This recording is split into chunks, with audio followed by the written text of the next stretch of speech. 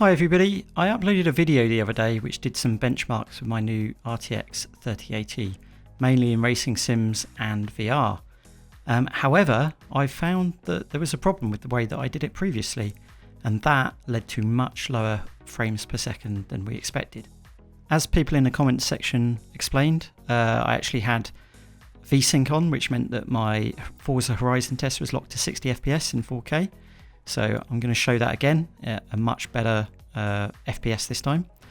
I also found that my CPU was throttled for some reason. I had some weird setting on my BIOS.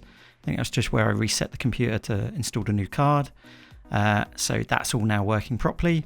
I've also updated the Nvidia drivers because there was a load of problems with the old driver, and the latest driver apparently solves a lot of the crashing and things like that cards were having. And so that I think is given a boost as well.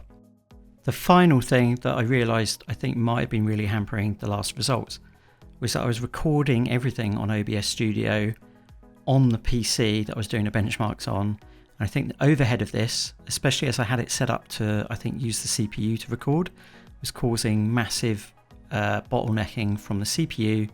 Therefore, the GPU wasn't really stretching its legs.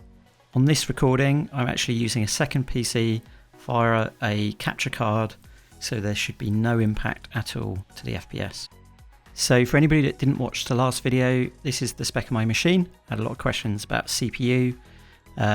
Obviously, I also use an Oculus Rift CV1, which means that when you see the VR footage, it'll only be 90 frames per second. But ultimately, that's what we want in VR. We want it locked to 90 frames. So jumping straight into the Forza Horizon 4 benchmark mode. We're using 4K with ultra settings. A lot of people didn't quite realise that last time. This is maxed out on all the settings, absolutely as far as you can go, and it's in 4K. We've got two FPSs being shown, one in the top left and one in the top right. One in the top right is also showing the GPU usage.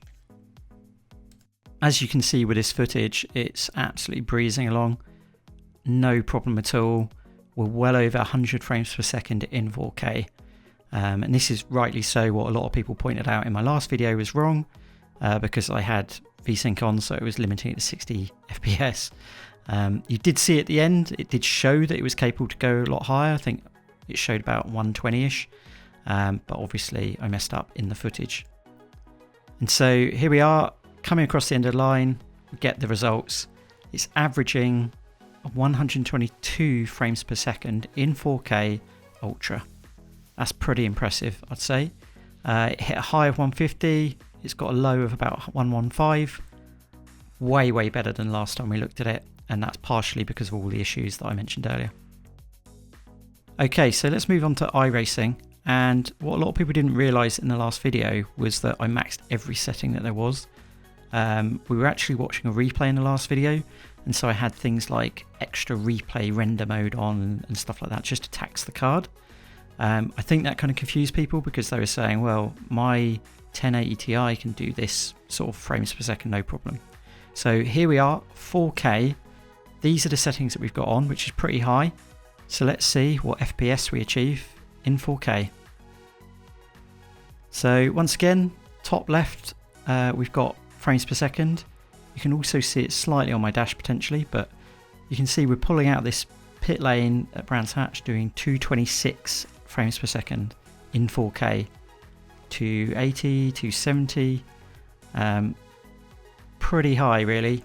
Now obviously I do realise we've got no other cars on here, but obviously you can compare it to your own stuff. It will go down with cars naturally, but I think the key thing to take away from this is that the RTX 3080, when it is set up correctly with the correct drivers, is adding a lot to 4K and triple screens in stuff like iRacing. So the key bit that I'm really interested in is VR, so let's jump straight onto that. So here we are back at the Nürburgring again, the problem track that we had last time. I've actually running the exact same settings you saw a second ago, and yeah, you can see here 90 frames per second, grandstands, all sorts. It's weird for me to be racing in VR and actually have this stuff on. So you can see here, I'm sort of playing about the settings a bit, and ultimately I'm finding that I can get 90 frames per second locked with these sort of settings that you can see. I could probably actually up these, to be honest, because as you'll see in a second with the footage, I don't seem to have any dips at all. For me, it is weird having so much stuff in the background when I'm in VR. It's just not usually what I'm used to racing with, because I always had to have it turned down. You can see here I've got other cars playing, so for anybody that's thinking, well, you're going around on your own, it's just a practice session with other people on it. It doesn't seem to be affecting it. I haven't tried a full car grid, but I've certainly tried servers with other people in it, and at these settings at least it seems completely fine. So I jumped onto a Ferrari Challenge server just to try to get a bit more traffic, to see if having more cars on the server would affect me at all. But as you can see, once again, we're at 90 frames locked. For anybody that doesn't understand about the VR headsets, it's basically locked at 90 frames, so it won't go any higher. It would go higher, clearly, otherwise it wouldn't be locked there, it would be kind of dipping under, but the fact it's just sitting at 90 means that there is still headroom here. I could probably increase the graphics. And this is at a track like Suzuka that, once again, is quite a complex traffic. Lots of the grandstands on, all the objects, as you can see in the background, and it's still doing 90. Really, really cool. I can't wait to actually race with this. So I'm still yet to fully experiment with all the options to see exactly what is best and best optimized with this, but you can see here this is what I've got set. So if anybody else gets an RTX 3080, if you dial these in, you should have a similar experience. Okay, moving on to Assetto Corsa Competizone. Had a lot of people request this, as you just saw a second ago in the video settings. This is at 4K with epic settings. So once again, absolutely maxed out, can't go any higher. We've even got the rain on. We're doing over 100 FPS, and this is 4K. Really, really good stuff. No drop in frames per second. Ultimately, if you're using triples, expect to have a similar FPS, because similar resolution that will be rendered. Yeah, way better than I thought it would be, to be honest. Once again, trying different tracks. So Catalonia, pretty tough track a lot of the time, and yeah, this is still doing 90. It's doing over 90 as we're going down here. On iRacing I tried Catalonia as well, and it did dip a couple of times on the settings that I've got at the moment, but on the large part it was 90.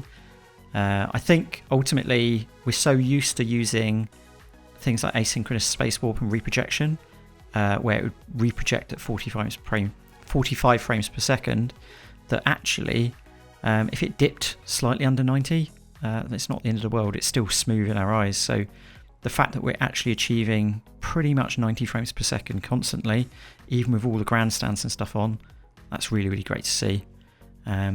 So people probably are going to say, well, what about VR in Assetto Corsa Competizone? Ultimately, a lot of people have said in the comment section, please show me some VR gameplay. Okay, so here we are, ACC VR, epic VR settings. So once again, maxed from a VR perspective in ACC. We're doing 90 locked. You can see all the grandstands, all the people, pit boxes, you name it. We're achieving 90 FPS. And as I keep saying, that isn't that it won't go any higher, it's not capable. It's just because of the headset, it can't go any higher than 90. And if you see it dip to 87, that is completely fine. You won't notice that at all in VR. The fact it's not going to reprojection is completely fine. And we've got cars here on track, not affecting it in any way. Still completely fine. So I'm pretty new to ACC. Haven't really ever tried it much myself before. The fact that this works so well, I'm definitely going to try it. I think I'm probably going to start making ACC videos along with iRacing and other content, because it's very different in some ways, but at the same time it's good to try something different. And as you can see here, just the graphics of it is amazing when you compare it to iRacing. The level of detail and stuff, especially in the rain, it's brilliant.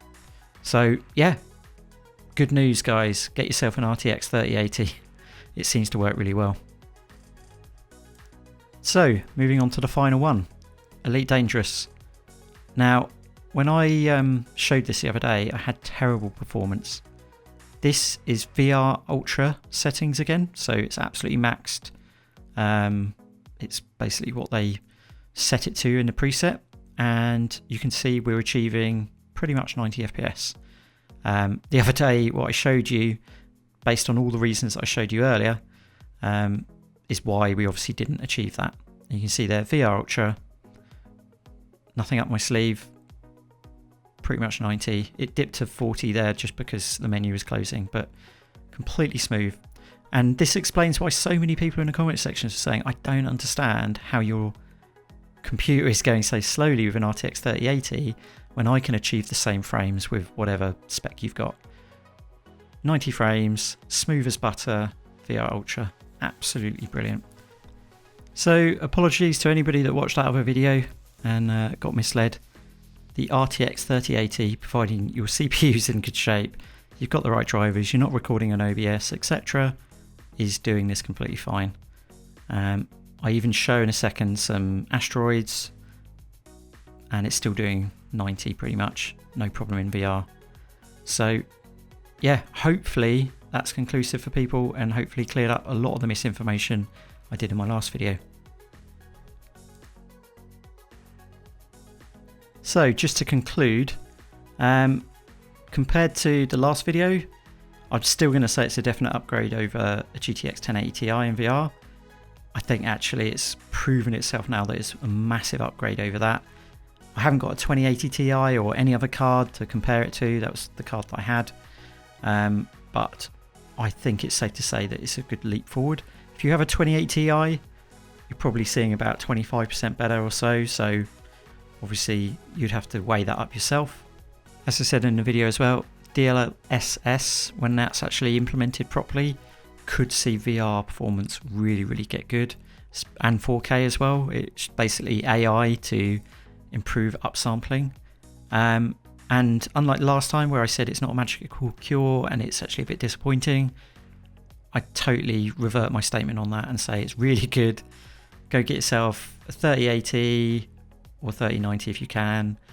I know stock levels are low, but I think they're starting to get into the market, so definitely look for an upgrade if you're looking for a better card.